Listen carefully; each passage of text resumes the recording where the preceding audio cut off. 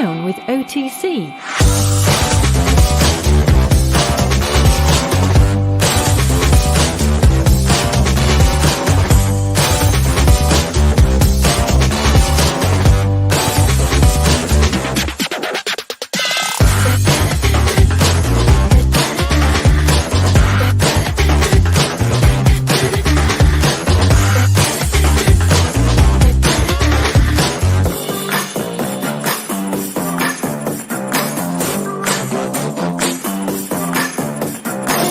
Are you down with OTC?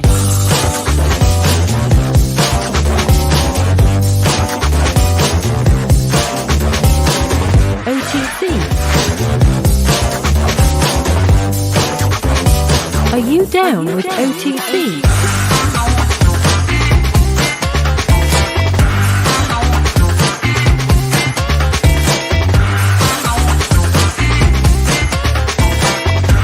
Are you down with OTC?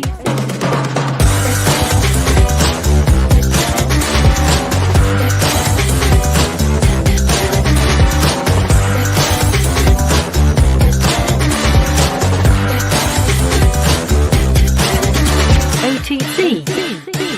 Are you down with OTC?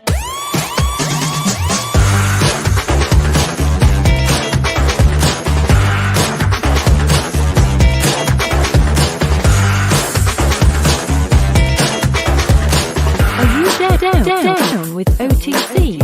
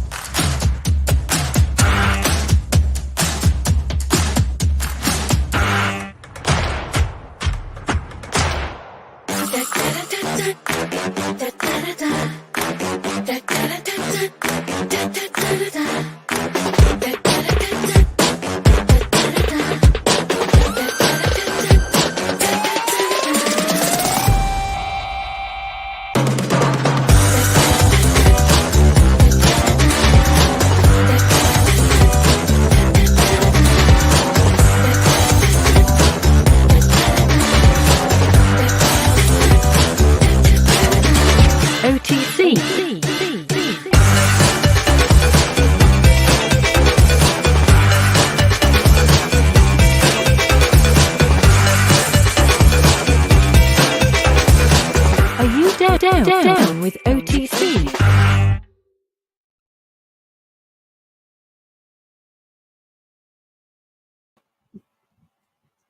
Welcome to On the Chain Live. I am Chip. You're probably wondering where Jeff is. Jeff is traveling. Great news. We have Crypto Eddie, who has gracefully stepped in to be a guest tonight. How are you tonight? I'm good. I'm good. It's early for me this morning, but I tell you, with the news that I woke up to, if it was 5 o'clock, I'd have a glass in my hand. Get those glasses, like Jungle always says, popping bottles, right? I mean, we got to get there. So Ripple dropped a big announcement. Brad Garlinghouse dropped an announcement. I mean, there's so many announcements going on there. One of the first bands to drop an NFT album. They're a very well-known band. It's getting crazy out there, and it's getting ready to get started right now.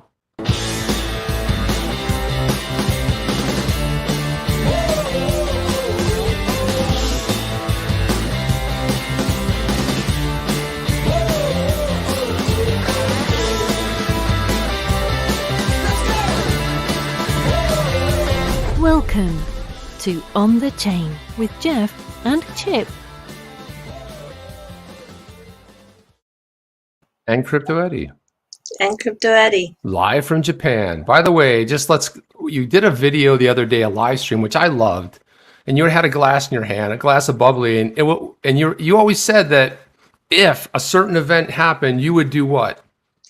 I was going to toast with a pink champagne live. And I did, and I waited a long time to do it. I think I waited from the time I made that first announcement to when I actually did it. I think it was 2 years. I think you ought to do that more often. I love that stream. I thought it was really great. I mean, a lot of us were sleeping, but it was a fun stream, and it's great. I love to see live streams too. I mean, of course, your videos are phenomenal. And, you're loved by the community. And if you guys don't know who we're talking about, Crypto Eddie here, in the description, you can go follow her blog. You can follow her. She also has a Patreon, which I have to say I've been a member of for quite a long time. I have to say that I really appreciate the work you put in, and you do put the work in. And I've been a member of a bunch of different Patreons. So I'm just saying this as a fan, but also as somebody who gets a lot of value from it. And that's just, I just think it's phenomenal. And you've shared so many great things, and it's some of the best info. And you've done videos just for the Patreon group too. It's that special. video yesterday was just for you guys. It didn't. Oh, okay, so that's I guess that's why. That's probably why. Didn't go out to the public, but I do it when I can, and I have, I don't know, maybe a dozen of them in there that were done just for the Patreon group. Yeah. That's awesome. Yeah. So there's a lot of things. I'll probably get to one of the big first things. So it was just a normal day. And then all of a sudden my Twitter started blowing up. Everything started blowing up, and Twitter came out. You want to tell everybody this announcement that Twitter, sorry. I was just in a Twitter space talking about Twitter, but this Ripple dropped something that I think is pretty big. I'm super excited about it.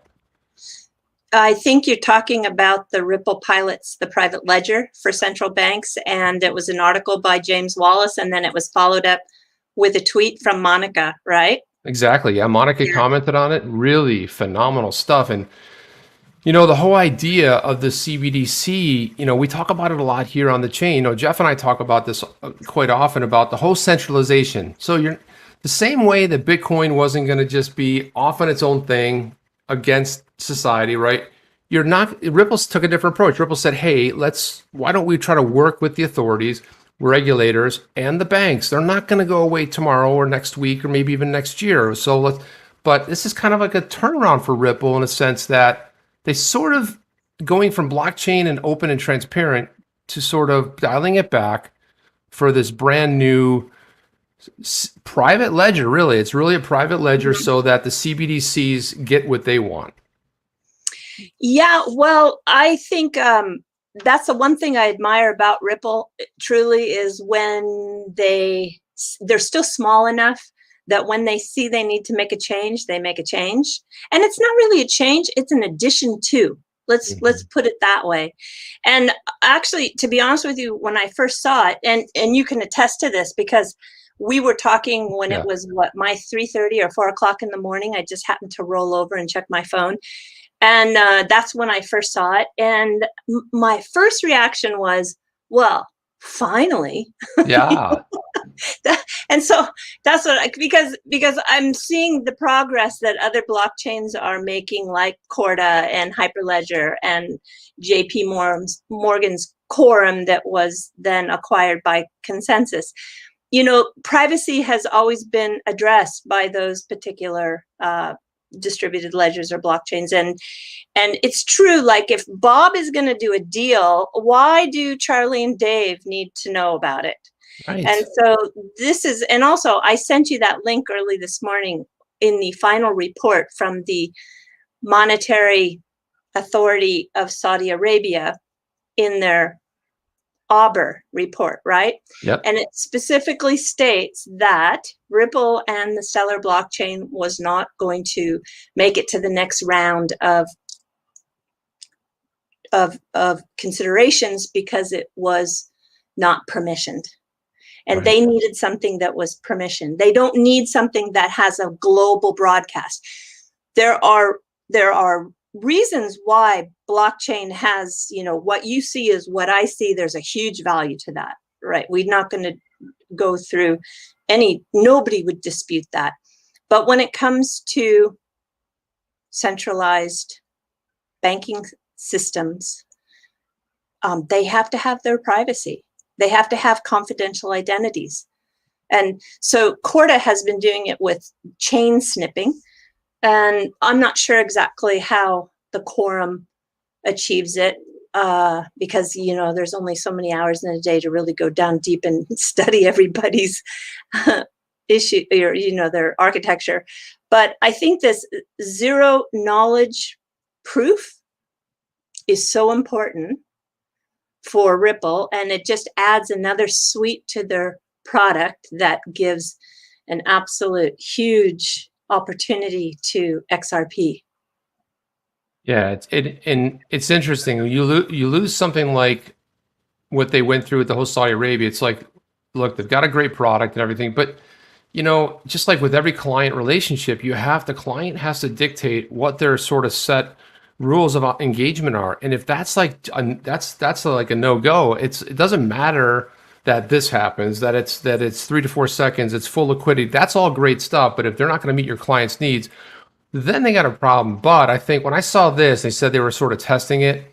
Kind of feel like this has been in the works for a little bit of time. Like they've known about this for a while. They've known and you're right. This is one of the things I love about Ripple is they turn on a dime. They go like, okay, that's not working. They always say in the startup world, fail fast. They go, that didn't work. Let's make a quick adjustment. And a lot of people say, oh, well, you see that failed. No. They're making adjustments so that they can produce a positive result. In this case, this allows all of the money, trillions upon trillions of dollars, to be moved on an hourly basis. That's what we're talking about here. That's how my head went, boom. Yeah, they're even going to make the Interledger protocol micro payment capability integrated with this. And so, we knew it was coming because we've been watching the Ripple job boards, right? And those Ripple job boards have been posting central bank technical partner managers now for a while. And so we knew something was up. So I am sure that they've been working on, they listened to their customers. They listened. And Mr. Wallace, who wrote that article, by the way, he is 17 years with IBM. Do you think IBM could make a change that quick? Well, they have the resources and the people to throw at it, but the process in those big companies to make a decision to decide to go left or to go right, that's not so easy. And I'm really happy to see that Ripple can still do that. Yeah, and by the way, guys, I dropped that in the chat. If you guys want to read that, or if you haven't read it yet, it's the article that Eddie's just talking about, the James Wallace article. It's great because they outline pretty much the challenges, and they talk about the CBDC Private Ledger. But one of the things that this one sentence I wanted to read, it says that it means the CBDC Private Ledger is designed for issuing currencies with over 5,400 currencies issued on the XRPL. Yeah, I highlighted that because that's like, what? I don't know. I'm like, what? Yeah, I was going to ask you, what did I miss? That's so exciting. I said, and they go, and then they go on to say, in the past 8 years, including the native digital asset, XRP, which can be leveraged as a neutral bridge asset for frictionless value and movement between the CBDCs and other currencies. So this is where I think they have they've immediately upped their game in a sense that what they built over 8 years, they just went boom, and they plopped it down in the middle of the room. Now it's the 800-pound gorilla. And I'm not saying Corda, and I'm not saying some of these, they don't have competition in the space, because there's more competitors and really exciting projects moving all the day long. But now there's not an excuse to not use them.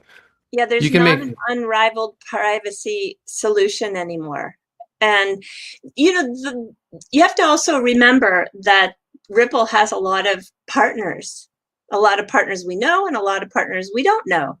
And so chances are that they can be up and running pretty quick with the existing partners around the world is pretty real. That's not like a startup company coming out of the box from ground zero. It's not, you really have an existing client base that already trusts you. There's a relationship there. 80 to 90% of the banks around the world are already either piloting, exploring, or doing proof of concepts. Mm-hmm. And like we saw on a recent project that failed when they tried Hyperledger, and then when they tried Corda, it was a go. That was with the recent, well, I'm going to get sidetracked on that. I'm not going to get sidetracked. But the point is that banks are in that exploratory mode right now. So some people will say, oh, they're too late to the game, but I don't believe that. I don't believe that at all. I don't either. And when you talk about getting sidetracked, by the way, that's my job. That's my job. When Jeff and I are doing this, I always get sidetracked down some rabbit hole. I wanted to read this question. Samuel Lanka says, "Hey, Chip and Eddie, what do you think about what impact will this have on XRP price?" Well, from past history, nothing. Zero. It's gonna goose egg. I mean, I would hope that people would pay attention, but to be honest with you, the XRP community is really sophisticated and educated on this topic, very much so. The rest of the world still is trying to understand what CBDC stands for. So for them, when they read this news, I think 90% of the people out there, and maybe I'm even being generous with 90%, won't even understand it. So yeah, I agree with that. And I do, well, so immediately, well, no, it's not going to be a big impact on price, but if you consider that trillions upon trillions of dollars can move through, and then using the bridge currency of XRP, you're talking about some extreme volumes that we've thought about, we've fantasized about, but this is real. You're talking in hours, trillions of dollars potentially moving through. With the CBDCs, it's always been that Ripple will move all the money, and really it will, because for someone to play catch up and have that type of interoperability, it's going to take them a little bit time to get there, and they've already got a lot of the bugs worked out. And first and foremost, I think people forget Ripple, the centralized company, is a provider of software, right? And means to be able to do stuff with money, cross-border payments. But their principal job as a company, everything they do leverages everything around XRP, the digital asset. But people think and then they go, well, Ripple, and they mean XRP, and XRP when they mean Ripple. But the bridge currency is huge. Now, I believe that at some point, and I don't know, correct me if I'm wrong, it can have a massive impact, because guess what? David Schwartz always said XRP was not designed to be $5, $3, $2, 28 cents. That was never its design. But when you start playing at a level that you're moving trillions of dollars, I think we'll see some price movement. Do you think so? Well, absolutely, because what it is, it's all about liquidity, and those pools of XRP are going to be spread out all over the globe for people to dip their hands into, to actually move that value. And this is, again, it goes back to why the regulation clarity is so important, because once that regulation clarity is cleared up, then those partners will love to have a solution to liquidity within the CBDCs, because people don't want to give up their sovereignty. No. What? Of course, I would never want to give up my sovereignty. And there is this little bit of privacy and competition, which is really healthy.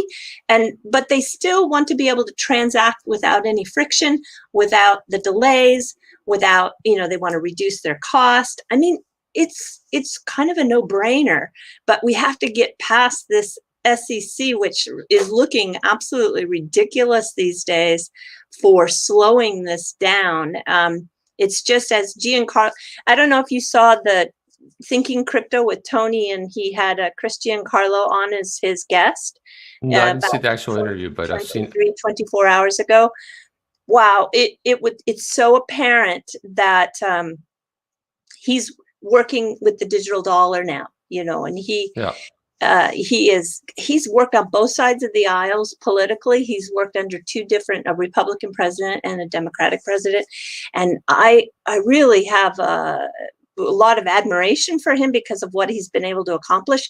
So he did a fantastic interview on Tony's channel and really broke down what it is that needs to happen for this digital dollar. And there were so many nuggets of information. One of the CBDC design factors is that he believes that the United States, of course, would love to lead in this space and be a model CBDC for the world. Why? Because of privacy. He wants to dial in the privacy into the digital token that the banks use, so that we don't lose that value that is so important to Americans, and that we don't become, a country that is taking the data and using it the wrong way. If we step forward and we dial this technology into the CBDC, it will then be kind of a global standard. I just went, wow, yeah, you're right. He's right. So there's this tokenized version or an account-based version. And he says what we want to do is do a tokenized version so that we can actually create this transaction without requiring identity. So you can protect your data. It's very, very, very, I really highly recommend everybody to watch that That's video. pretty exciting. I thought the reason you were to say that they wanted to make it a model for the world was so they could endlessly mint these digital dollars, which they love to see. They seem to love to. Yeah, he says that that's what a ledger does. This account-based, I took some notes. When you do an account-based ledger, it's just moving numbers from one ledger to another. He says, and that is not moving real money. A tokenized CBDC is actually moving real money. So I think it goes back to the restraints on not being able to just have this ledger that you can adjust and change at your whim, but it actually is tied to a specific amount. So what's your thought about the FedNow program? Remember FedNow? So you had on the FedNow, you had the task force. You always had somebody sitting on there from Ripple, having tenure for a year, 2 years, whatever it was. A lot of revolving people, a lot of advice over the last 3-4 years. And then then he rolled out the test program and all. There's a couple. I think there's 1 or 2 Ripple partners in there, but basically, after all that advising and all those meetings, they decided that they're just going to debit and credit because we're the Fed and we're going to debit and credit, and that's how it's going to go. And that's like completely. That's the ledger. That's the ledger business. It's the account business, the accounting side business, and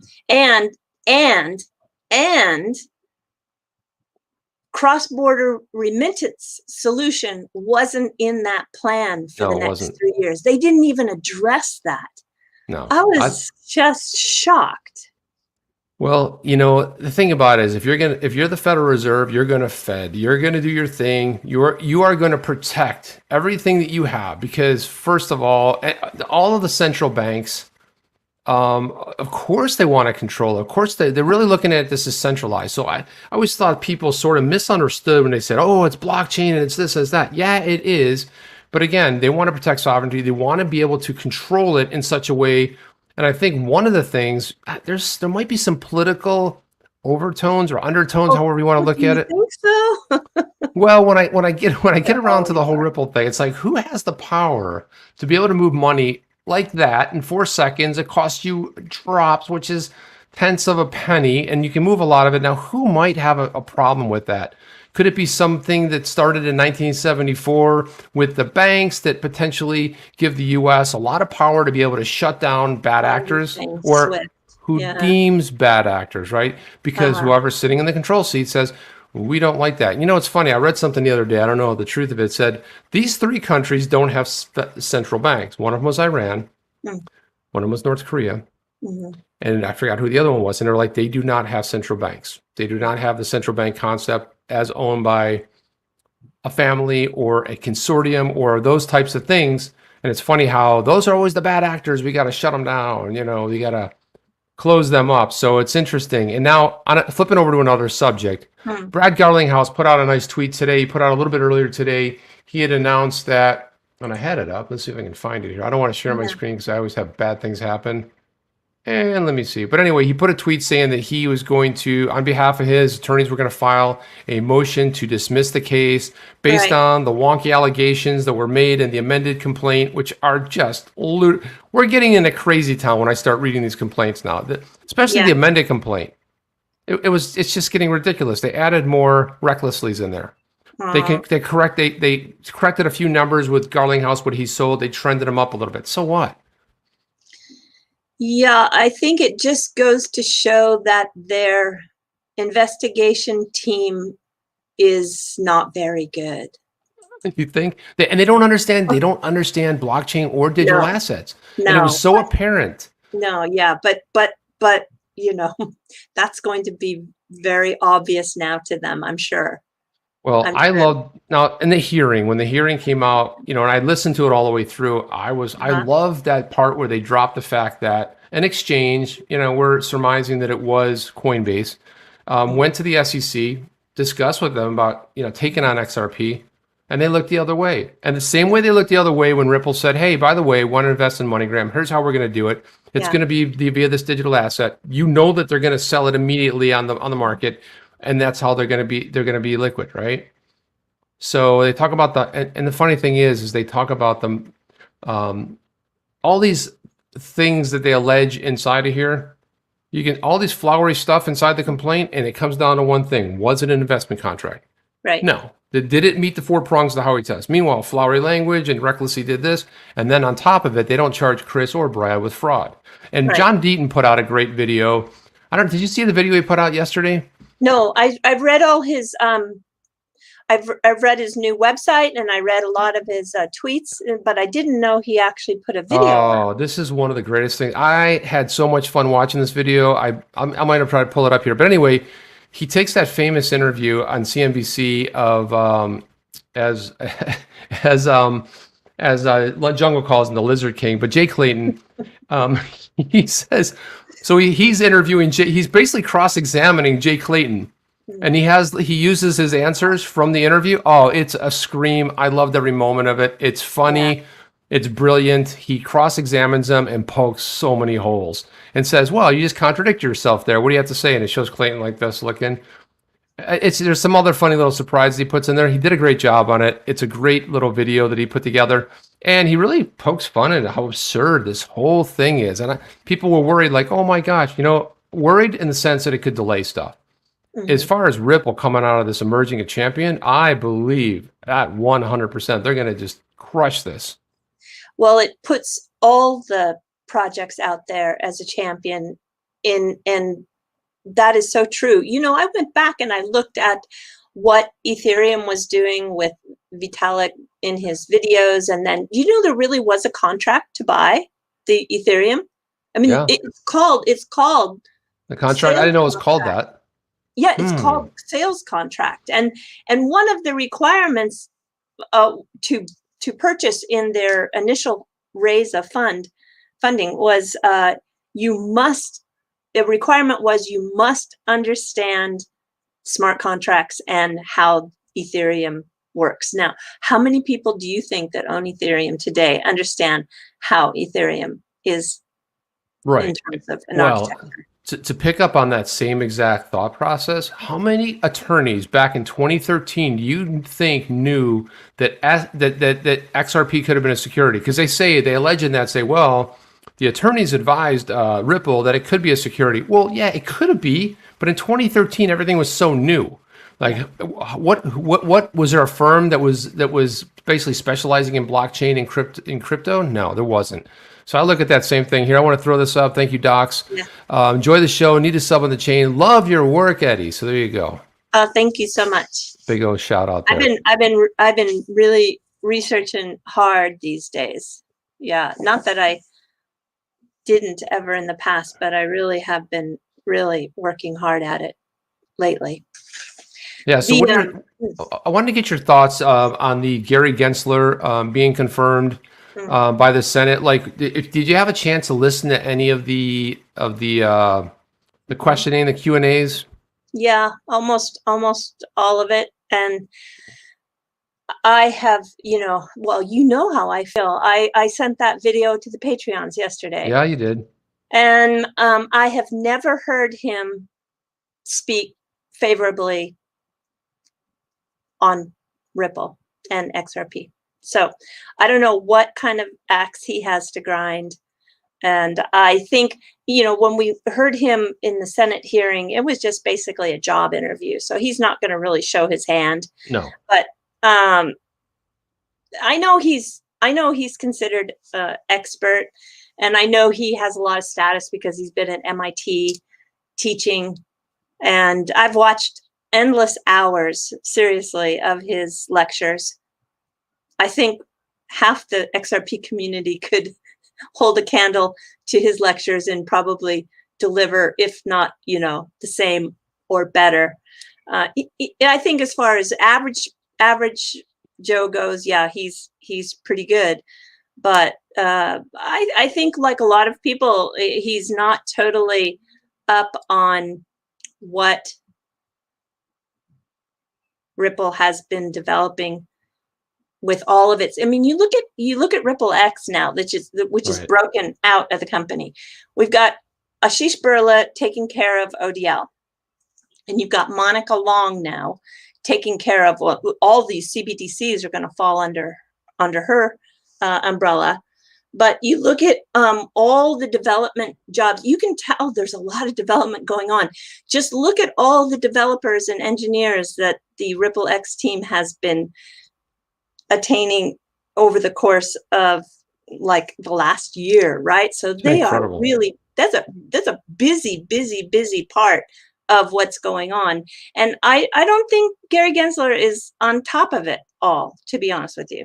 Yeah, I don't think so either. Webby, thank you very much. Really appreciate that super sticker. It's always cool. Appreciate your support. I like those super stickers. Yeah, they're always fun, right? And unfortunately, they don't show them here. I have the other window up so that I can see because they're always something fun. But I think one of the things that this whole Gary Gensler, people were expecting some sort of a bombshell. He did say some interesting things, though, that I picked up on. He did talk about how we don't want innovation to leave. We don't want companies leaving the U.S., but then he sort of contradicted himself in a way. He just went totally, but he said, we're going to regulate it. We're going to put up the rail. We are going to define what the road looks like. No, I'm sorry. I think the guy's totally power grabbing. So yeah, that's what I think. And he kept going back to the Howey test, and we'll go to the Howey test, and if it's there and if it fits inside of a security, well, he could have come on and say, you know what, the Howey test is sort of dated, and because we have this new asset class, a brand new one, and we haven't had in 400 plus years, it's monumental.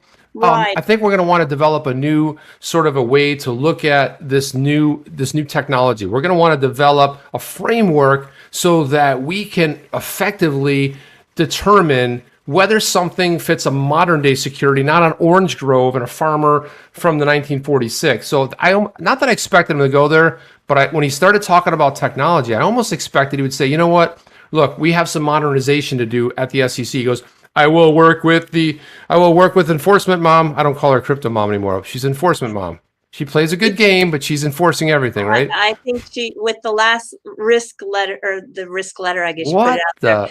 I kind of, this is, so we'll know actually who's voting yes and who's voting no on things, right? Yeah, eventually right. You find out. I just had to think briefly, do you think she's made herself a friend to crypto? Now, I don't know. And so, Esther, don't be angry with me with this statement, but I wonder, are we really seeing the real truth? What's happening? She's made herself, a friend, but is she actually not working? I wonder about that. What do you think? Is it too much? Well, you know what they always say? I told my daughters this, I said, look, when you get to the point you start dating guys and this and that, don't listen to what they say. Watch what they do. They'll tell you all kinds of great things. They'll tell you this and that and all these awesome things, but watch what their actions are. Yeah. So it's disturbing to me. Now, I do think there is an internal struggle inside the SEC. I think, and John Deaton called it, it's in complete disarray. That's all. When you have the dissensions that are coming out, that is obvious. There's not agreement among them all, but that's okay too. That's like the Supreme Court. Yeah, there shouldn't be this group think. Never, ever, ever should you go down that group think. Yes, I agree. That's always dangerous. Love you, Dave. Seldon says, "I love you, Eddie. You rock." That's awesome. Yeah, there's so many fans jumping on here. Even early, they were like, they couldn't wait for you to jump on. So I really thank you for jumping on here and having this conversation, because I think it's important to sort of like workshop this thing, with a live, chat audience here. I think it's always good. I wanted to get in here. SYB says, in the Ripple insight from today, Ripple announced that the governments are looking to use a private ledger for the CBDCs. Do you think that XRP could be left behind? No, because it's going to use XRP as the bridge. Well, and it could use another digital currency, so we're not going to kid ourselves. We're not going to just like No. our own balloon here. But you know, when you talk about an asset that was designed to be the best on the ledger, and when you look at something that already has liquidity in place, and it's a neutral asset, and there's a lot of supply, so it's got enough There's to a little bit. so it's got enough to handle. Did you see though how many transactions the private ledger can do? Did you see that? Insane. Yeah, I was looking at that earlier. I was going to talk about that, but this private ledger right now is probably, I just happen to think like this is the best news that I've heard maybe this year and maybe a good part of last. It's really big because we saw different countries attempt to use, like, for example, there was some Eastern Bloc country, they attempted to use the Stellar blockchain, but they wanted to make changes to it. They couldn't quite adapt it. And it's so funny that we see that, you know, Stellar Foundation getting into, because they were always going to go retail. At least that's the story we know. They were going to go more retail, more focused, and now they spun it back around. And everybody's free to change their mind. Don't get me wrong, but we started seeing other people. Like we saw XDC, right? XDC come on the scene. We see Hedera Hashgraph, a lot of similar sort of fundamentals, right? Maybe different use case in a way, but very similar fundamentals, moving it very quick, very inexpensive. So we're starting to see this more competition. And I think a lot of people, when they heard about Flare, it's like, oh, we had the drop, oh, Flare, the Spark token. But then they go like, well, wait a minute, you're going to let Litecoin in? Whoa, whoa, whoa, whoa, whoa, whoa, whoa. Dogecoin? Okay, we got to call it a Dogecoin, right? I mean, it was like, you let the Shiba Inu in there, the little cute little dog, and in a flash, gave that coin a reason to survive and actually give it a use case. Yeah, I think it's very clear to me that when you choose which get on to the Flare network first, having a community is important because you have to have support of people who get behind the liquidity, and liquidity on Dogecoin is pretty good. That's one of the reasons why. And Litecoin's liquidity is pretty darn good. And so you need to have that liquidity, you need to have the community. And then when you talk about adding value to the whole ecosystem, Flare has just now made Dogecoin a token that has real utility. You can do smart contracts now. Can you believe that? It's unbelievable. So when you talk about, putting the whole ecosystem on steroids, that's what Flare is doing. So I say, and they're going to unleash all that value. Oh, hell yeah. Wow, we are so lucky. We're in for a treat. I feel like dodged that bullet when it came to, being an XRP holder, because of course we have not seen the price action that we all have dreamed and hoped for. And now that we have this chance to be Flare holders, wow, I feel so lucky, really. It is really phenomenal. And I was watching a video by the Flare community, and he put out a video today about the arbitrage. And I said, what? A real arbitrage that we can actually trust and actually use that isn't a scam button? Mm-hmm. Holy cow, this is getting even better. So we have Sin City says he doesn't trust Gensler. Yeah, I don't know who's pulling his chain. I haven't figured that one out yet. We probably will never know because we could never figure out who was pulling Jay Clayton's chain. So I don't know. I just don't know. And I'm not one to just throw out a bunch of speculation on names, but everybody has an agenda. Yes, and they do. Everybody also sometimes owes other people favors for things in their past. And that's just the way it is. So I don't know. I want to say I trust him, but look at me. I'm getting to the point where I don't even know if I trust Hester. I'm a suspect in this. I'm very skeptical. I'm very, very suspect of anybody in this space, because when you talk about money, you talk about power. Well, I've said to my kids before, I've been guilty of saying this to my kids. I'm like, I'm going to give you 3 words on how to navigate life. Follow the money. Because every time you follow the money, you're going to be like, I wonder why that's like that. Follow the money. And then you'll know why it's absolutely like that. I wanted to say thanks to Jack from Phoenix for the super sticker. It's a big old alligator giving a thumbs up. So that's very cool. I want to thank you for that. Yeah, thank you so much. As I think Jack might know, I go to Arizona a lot because that's where my dad is. Arizona's cool. Yeah, I have some business in Arizona, which is awesome. Yeah, David he's Schwartz. up north, so it's not hot all the time like Phoenix. Well, Phoenix has a really good summer. David Schwartz was talking about the private ledger in January 2019. Right. So, so obviously, we're just the last to know, as usual, right? So, yeah, exactly. So here's a voice that we know. Jay Vaught, thanks for the support. Great show, great info. Thanks for your time, Eddie and Chip. Yeah, man, that's Jay's. I'm still glad to be that I'm in a group with Jay. So that's awesome. Yeah, I was going to go on to something, but my brain was working so fast in terms, which is really rare.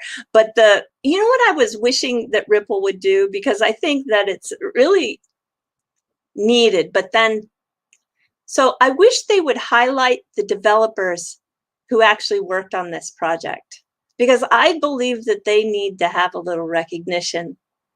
But then at the same time, when I thought that and went through my brain, you probably don't want to advertise that, because then you're going to have other competition poaching your developers, right? Yeah, you kind of want You to probably keep that. want to keep that secret, because that's kind of part of your intellectual property. Exactly. Yeah, I mean, you don't want that. I mean, that's why they do acqui-hires. They do it more for the team than less for the actual product, right? So that's, for some reason, I'm freezing up here, and I've had a problem. I've had a problem with my internet. Yeah, I've had a problem with my internet. I was on there for 3 hours yesterday, and I was talking to somebody from your part of the world, and they were not helping me. So they gave me another person that couldn't help me, and blah, blah, blah. So, but they definitely, they recognize there is an issue. I'm like, well, can you fix it? And they said, we might be able to. I'm like, can you give me an idea when? They're like, yeah, it was sometime. I'm like, okay, well, that's great. But, at the moment, also, I feel like there's something going on. It's my upload speed. My download speed is blazing, but I can't upload fast enough. But I wanted to say hi. Yeah. Nelson Diaz here. Thank you for that. Everyone has a price. Give them enough XRP and smiles for the camera, right? That's so true. Yeah, but it's all in all, it's really, really good news. I think that we're going to have just this huge added value to what we invested in. Exactly. And then Noah Monty says, love you, Eddie. And he goes, oh yeah, and you too, Chip. Thanks, man. He felt obligated to say that. That's okay. You don't have to. We all love Eddie, but he's like, yeah, you too, Chip. I'll just throw that in there. Why not? What the heck?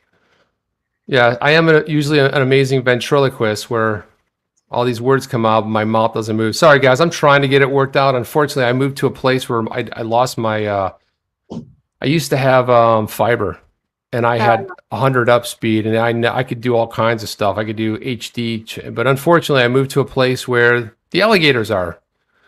You can go out back here and see the alligators, right where the swamp. They'll never build there because it's all Everglades. Yeah. And on a hike the other day, I was like, wow. So you don't have to worry about some high-rise building going up behind you. Exactly. And I was walking the other day, and my wife, I'm like, hey, check that out. She's like, is that an alligator? I'm like, yep. She's like, what do we do? I'm like, let's take a video. So I took a video of it. I'm like, what else would you do? And she's like, what if that comes? I'm like, he doesn't really, he's not going to want anything. Do you walk with something, that you can? Yeah, well, I have two things. I have this thing is made out of metal. This sucker right here, which I always have in my backpack, but I have a knife. I walk with a knife, yeah. Yeah. Or a weapon. I'm just thinking because in Japan, well, my brother lives in northern Idaho, and when he goes out, which he does do with his dogs, he has to watch for bear. And in Japan, we have to watch for, can you guess what it is? Wait a minute, hang on a second. Give me it. Is it the Yeti? No. No, it's not the Yeti. Okay. So Japan. Oh, the dragon, the Komodo, the dragons? No, it's for real. Pandas. And they're really destructive, and they're really aggressive. And no, not the monkey, although they have problems with some monkeys too. But it's an animal that's on 4 legs, and it's very A wolf? No. no, it's been known to even, it goes right through glass windows into convenience stores. What? Yeah. And it chases people, and it will eat dogs and cats and little people too. Can you guess? I don't know, a giraffe. I don't know. I'm horrible at this game. I'll give you another hint. They do have these in Arizona, but they are called a different, or they're a little bit different species, and they are pretty shy and not to be feared in Arizona. So a lot of people are saying, they were saying monkeys, elephants, chupacabra, deers, koala bears, boars. Giant, are they? Giant. It's the big boar. Yeah. Big boar, yeah. Yeah, they're really, really aggressive and really dangerous. Look who guessed that. Crypto Bird Dog. Crypto Bird Dog. She's got horses. She's got cats. I think, or I know she's a dog person, but yeah, she's an animal person. So she knows that. Boars, yeah. So those boars can be, and they're big too. They have the horns, the little. Yeah, I think they've got like little tusks that come out this way, like this. And it's not like they're scary. Yeah, it's not like the friendly one, like in the Lion King. They do dances and sing songs. Dancing on his hind legs, right? Exactly, yeah. So Alex D Vlogs, another YouTuber out there, says, Queen of XRP. You are the Queen of XRP. Crypto Eddie, what a great guest. Thank you, Alex. Awesome, Chip. When people say that, trust me, I'm very humble, but I always wanted to be a princess. Okay, yeah, guys, change it. Princess. No, don't. Well, I think it would better be XRP princess, right? I'm way, way, way, way too old for that. Somebody asked me in my live stream, which I thought was a great question. They said, who's older, you or Lynette? Lynette is from Lynette Zhang from ITM trading, the gold bug. Yeah, I know you're talking about, yeah. Look at this one here. Yeah, look at this right here. This is I love the people in the chat here. Ronnie Size says, I'm Canadian. My brother is a bear. My brother-in-law is a bear. The worst thing is Jeff and I will be doing the show, and I'm like flipping down the comments, and somebody will say something. I just start cracking up, and I'm not laughing at what Jeff is saying. It's just some people say some funny stuff in this thing. All right, there we go. Boom, Princess of XRP. No, don't do it. No, don't do it. I should have never said anything. It's just that I always think, well, all of you just wait. You'll all if you're lucky, you'll get to live as old as Chip and myself. That's right. Luck be the lady tonight. Luck be the lady tonight. Thank you very much. Tip your bartenders and your waitresses and everything else. Who sang that? I did. No. That song you just. Oh, that was Frank Sinatra. Oh, okay. Yeah. Yeah, that was. Well, a bunch. I think Dean Martin. I think a bunch of people sang that song. It was like a very popular type of a song. So. Yeah. So now I'm saying, Frank Sinatra. Because me, I could just start talking about really random things. Let's see. Well, sometimes we get to the fluff portion of the program, and this was it. So, look, it's your show. You go. We can go off, and it's so funny. People come in, they go like, "All right." They'll leave a comment. They're like, "Content starts at 11 minutes in." It's like, and then we had other people fighting on the comments, going, No. I like that interplay. I like that joking around, but it's what it is. You can please some people, you can't please them all, and you got to just do your thing. But I got to tell you, some of the funniest comments people leave in our videos. I mean, even when they're vicious, they're hilarious. They make me laugh, and I'm like, gosh, they poke good fun. They're done in. Boar is delicious, by the way, according to Norseman. Yeah, there are restaurants here that do it. Yakitori is chicken. Yaki is grilled, and so there is a place in my neighborhood that actually does the grilled boar. It's really yummy, and then they do this minced olive sauce that you can dip it into. It's really good. By the way, Steve Willett says in Australia they call them razorbacks. Razorbacks, yeah, because they have that really coarse hair that sticks up like a razor. Yeah. It's called a javelina in Arizona, And I used to pan for gold because I loved that. And I would go into the streams in northern Arizona and pan for gold, and you run into them, but they're really shy. They're very, very shy. They run around in pairs all the time. Arkansas Razorbacks. Arkansas Razorbacks, right. That's right. So there's another one. Here we go, right here. Here's a famous question. Is it Ari or is it Eddie? Or is it like the Spanish RR? It's the Spanish RR. So Ari, yeah. Yeah, Japan has a lot of trouble with L, R, Z, and TH. And all three of those letters are in my real name, which I've told before. It's not like a big secret or anything. So when I came here more, than for like almost 20 years now, well, more than 20 years. I don't want to give away how old I am because that'll be easy to figure out. But people just couldn't really, they avoided saying my name because they were embarrassed to say it because they have problems with those sounds, because those sounds don't actually exist in the Japanese, like the A-E-I-O-U, the vowels, they have their own set. So anyway, so Eddie is very, very common name. It's like Mary or Karen or Sarah, it's really common. So everybody could easily get that. And then it's easy to remember. Yeah, my wife, her first language is Spanish, so I know it's an arre is what they're called. So you roll the tongue, rojo, it's like. Oh, yeah. Not too much of a, It's Eddie. The only Eddie, yeah, Eddie.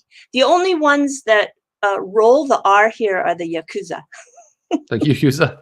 Yes. So it says, Eddie, it'd be lovely to see you on here as a regular guest. I was looking back, because you used to come on this a lot. Last time was actually in June of last year. It seems like it was more. Way. I looked back, I did a search for all the videos, and I think it was like June or July that you were on, if memory. And I was like 7-8 months ago. I mean, that's crazy. Because it was funny because you would come on with Sam, we'd have these amazing conversations. Yeah. So yeah, I've always yeah, it's great for you to come on. Jeff is traveling. That's why. And so I asked you to, be able to do this. And I was so happy when you said, yeah, because it is really good. I mean, we talk about this whole ecosystem. What kind of projects are you excited about? Some up and coming projects that you say, hey, let's keep our eyes on these projects. Is there anything that's on your radar at the moment? Well, I share in that Patreon group, the two projects I put pretty much my whole portfolio, pretty much like 90% of it out on Twitter just recently. I'm really wide in the space, but I really pretty much stick to the top 100. I'm not diving into rank number 1,274, It's not where I'm going, but I'm most excited to see Quant and XDC come to fruition. Yeah, I think so. Yeah, and Quant you shared earlier in that group. That's the thing about you shared a lot of fundamentals. That's a really interesting project. I mean, that made me really look at it a little bit more after you shared it. But also XDC, I like Hedera Hashgraph too because I think there's some strong fundamentals there that could have potential. By the way, I just wanted to put this up. Thank you, Brian. A huge thank you to Eddie for always sticking to facts, speaking truth to YouTube crypto conspiracy. In other words, calling out the conspiracy, and for being a top-notch researcher. Also, can we learn the name of Eddie's crypto cat always hanging in the background? Oh, well, I have 4 of them in here right now. Can you believe that? This is Momo behind the screen. The one on top over my shoulder is Miko. Yeah, that's Miko. That's Momo's daughter. And then Bibi is on a pillow on the chair, and Chibi is in front of the heater. It's still cold here. I have a heater plugged in, it's still very, very chilly. All right, Did I put them all. Oh. No, sorry, I'm still here. There's something going on with my internet, and it's just distracting. Do you still hear me? Yeah, I can hear you just fine. Okay, yeah, there's something going on. It's just it's so frustrating when you spend so many hours on there. But hey, it'll come back at some point. It's not my computer because they go, maybe it's your computer. I'm like, I've got a blazing fast computer, but you don't always need to look at me. By the way, we do have a podcast, which people are taking note of. We started doing a podcast at the beginning of the year. Uh-huh. So, because a lot of people say, hey, is there any other place I could listen to? Because sometimes I'm driving, it's not convenient for YouTube. So we decided to do that. And I decided to look intently at my microphone like I'm doing right now. But no, I mean, it's, what is somebody saying here? Yeah, BB Chibi, right? Yeah. So Momo means peach. BB is just how she used to sound when she was a little tiny kitten. Chibi means baby, because he was the runt. He was just the tiniest little guy. I don't even know how he survived. And Miko is the name of the Heian princess that worked for the shrines. Miko. Interesting. Nico. Yeah. Yeah, my daughter's best friend's brother, his name is Nico. And so what does Nico mean again? I think that's Greek, right? For Nicholas, I would think. Nicholas, that's what it is, yeah. Yeah, I'm not, and people think I'm just a crazy cat lady. No. I had dogs all of my life, and when I was young and when I was adult living alone, and I had 2 Dobermans at the same time. At one time, I had a Springer Spaniel. My brother has hounds and a lab, and my parents had a beagle. And oh my gosh, we're a dog family. It's just in Tokyo, it's very difficult to have a dog. It's just very difficult to have a dog. But do people have dogs there? I mean, is it? Yeah, little dogs. Yeah, I can imagine a big dog. Toy poodles, and that's a big breed. They go as big as a Shiba Inu, which is what, about 30 pounds. Yeah. So here we go. Mel G says, I'm in Davie, Florida. That's actually down around where Jeff lives, having the same issues, had to switch to Comcast Business, but still has issues getting better. That's what I have too. It's Xfinity, but they still call it Comcast. Appreciate you sharing that, Mel G. But I'm just freezing up left and right. It's just horrible. Yeah, but your sound is coming through really good. So well, that's all that really matters, because if I lost the sound, then it's going to be really uncomfortable. But unfortunately, I don't know what's going on my computer. I mean, I restarted it. I did all this stuff. I'm allocating a ton of RAM. Holy cow, boy. Eddie, you wanted to know, are you still a sumo fan? Are they wrestling again? Yeah, I am. But the whole sumo has been just totally, devastated with the current conditions that we're all under. And so many wrestlers in the stables got sick, and it's just been, and they didn't let the fans in, and they canceled a lot of tournaments. So I can't wait for that sport to get back on track. Yeah, I'm still a fan though. If you see over to can you see over this shoulder? Do you see the sumo wrestler? Okay, that's cool. That's Asashoryu. He's one of the old Yokozuna grand champions. He's interesting. Yeah, he's still one of my favorite. How about those paintings over your left shoulder there? Those are actually photographs. The bottom one is me when I'm in 4th grade. Oh, we might have to take a look at that sometime. Someone said in the chat, I can't even display the chat. It says 51% attack chip. Someone's attacking me. I got a denial of service here. What's going on? That's what Giancarlo said. He said that they're trying to really design something that is going to hold up to being attacked, because he said the CBDC will probably be the biggest target. What did he say? The most hacked instrument ever. Makes sense. Yeah, so they're really trying to design something that has all the security concerns taken care of. Amazing. I love that video that Tony did. Wow, I took 5 pages of notes. I'm gonna have to check that out, because I mean, I love the paper he wrote about why it isn't a CBDC. I thought that was fantastic. I mean, Giancarlo, a smart guy, but there's also 2 previous chairs of the SEC. One of them advised, do not do this. It's not a good look, right? Gunfest. Gunfest. Yeah, Gunfest. Yeah. And then there was also the one that's now on Ripple's team. White, her name is. Mary Jo White. Mary Jo White. Mary Jo White also said, hey, not a good idea. She was on that call, I believe. She was. Yeah. Did you listen in? Yeah. Not only do we listen in, but I have the software that it takes all the audio and spits it out into video to text, and then you can like it's just real. It's a really cool. So we listened like a transcript of it. I had a transcript of it. Yeah, I made a transcript of the whole call, so it was cool. Wow. And then what you do is you assign the names of who's talking, then it automatically selects it. It has like an AI component to it.